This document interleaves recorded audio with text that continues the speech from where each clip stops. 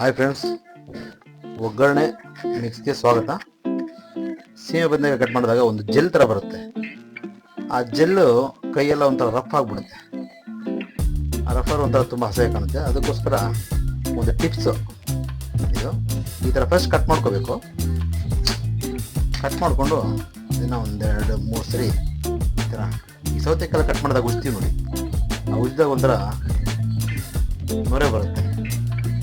ಈ ಥರ ನೊರೆ ಬಂದಾಗ ಸಾಕು, ಇಷ್ಟು ಮಾಡಿಬಿಟ್ಟು ನೀರೊಳಗೆ ಹಾಕ್ಬಿಡೋದು ನೋಡಿ. ಈ ಥರ ಈಗ ನೊರೆ ಥರ ಬರ್ತದೆ. ಸೌತೆಕಾಯಿ ಕಟ್ ಮಾಡಿದಾಗ ಈ ಥರ ಮಾಡ್ತೀನಿ ಆ್ಯಕ್ಚುಲಿ. ಫ್ರಂಟು ಮತ್ತು ಆ ಕಡೆ ಟಾಪಲ್ಲಿ ಬಟನ್ ಮಾಡ್ತೀವಲ್ಲ, ಸೇಮ್ ಅದೇ ಥರನೇ ಈ ಸೆಂಟ್ರ್ ಕಟ್ ಮಾಡಿಬಿಟ್ಟು ಈ ಥರ ಮಾಡೋದು. ಈ ಥರ ಮಾಡಿದಾಗ ಏನಾಗುತ್ತೆ, ಆ ಜೆಲ್ ಈ ಥರ ಬರುತ್ತೆ. ಅದು ನೀರಿಗೆ ಹಾಕ್ಬಿಡಿ. ಒಂದು 10 ನಿಮಿಷ ನೀರಿಗೆ ಹಾಕ್ಬಿಟ್ರೆ ಆ ಜೆಲ್ಲೆಲ್ಲ ಹೋಗ್ಬಿಡುತ್ತೆ. ಆಮೇಲೆ ಕಟ್ ಮಾಡಿದ್ರೆ ನಿಮ್ಮ ಕೈ ಏನು ರಫ್ ಆಗೋದು.